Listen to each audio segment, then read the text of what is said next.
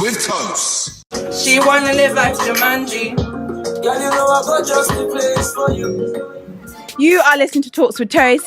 Get involved in the conversation. Call in on 0208 579 3301. So I want to say thank you so much to everybody that has listened to our YouTube so far. It's been such an amazing journey just because I've seen the growth and the shape of how the YouTube is going. So exciting. Thank you to everyone that's commented, liked and subscribed. Last week I gave you a little insight. Well, it's not last week, a few weeks ago, I gave you an insight of my life, how I got into radio.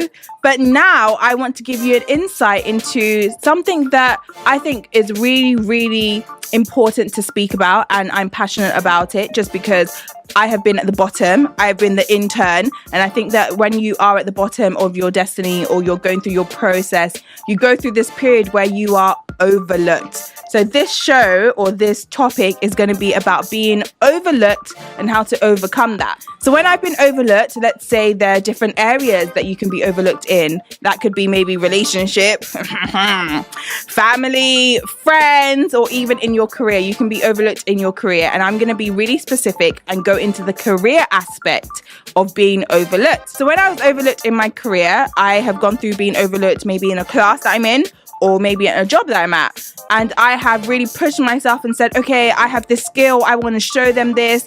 And no one cares. It's like, ain't nobody listening. Ain't nobody care about what you're going through. Anybody care that you produce this amount of work? Nobody cares. Nobody cares. You feel rejected. You feel angry. You feel a bit of resentment and bitterness towards other people because you're like, hey, why don't you see my talent? Or hey, why don't you see the work I put in?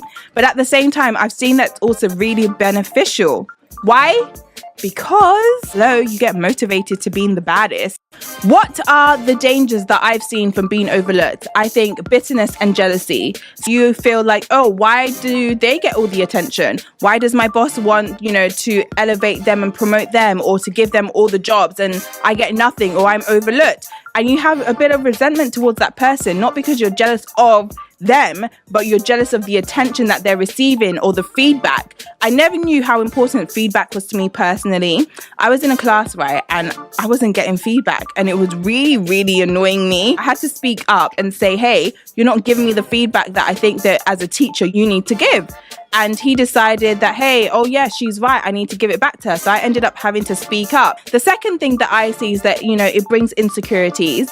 Why? Because you're feeling like, oh, this person doesn't really like me. And I feel that you sometimes take it really personally. And sometimes it's not even about you. Do you know what I mean? It's just that they may be just busy or they genuinely are trying to push the best out of you. And people use different tactics. But you become insecure because you want that like.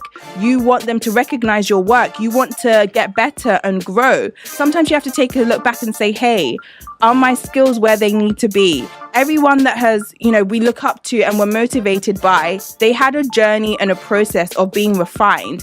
When you have gold, for it to get to that purification process and the end phase of gold, it has to go through that process of purification. All the impurities have to drop at the bottom. And then that's when the gold comes out of the furnace. So that's what I saw. There's a reason why you're going through being overlooked. It's the best place for you to be at this point. And then the last thing that I saw that was a danger was people pleasing.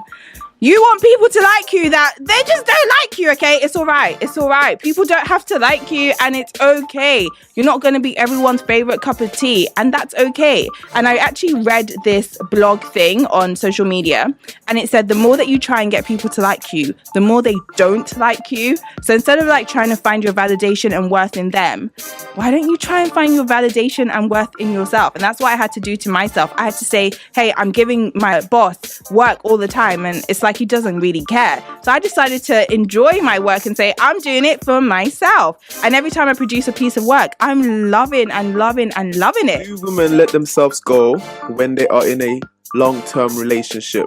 The answer is no. And know that they have to keep themselves prepared. No, you don't. You let yourselves go. What do you mean I let myself go? Week 1, you look like Cinderella. Month 20 now, hair gone, looking like Shrek. Did you call us Shrek?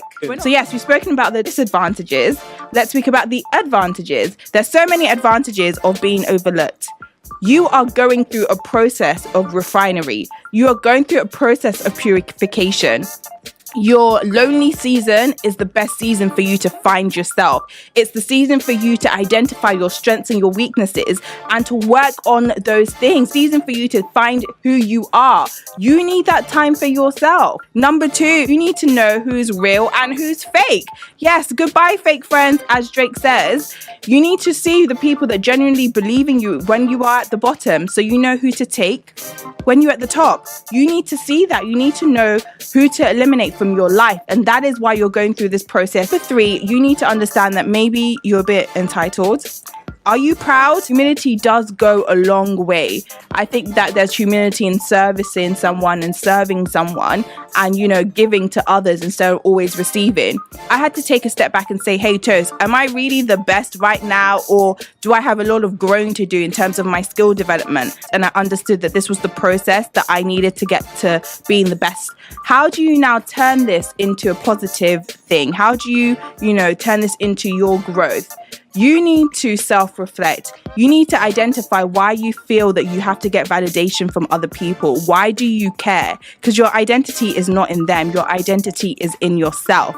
Number 2, speak up.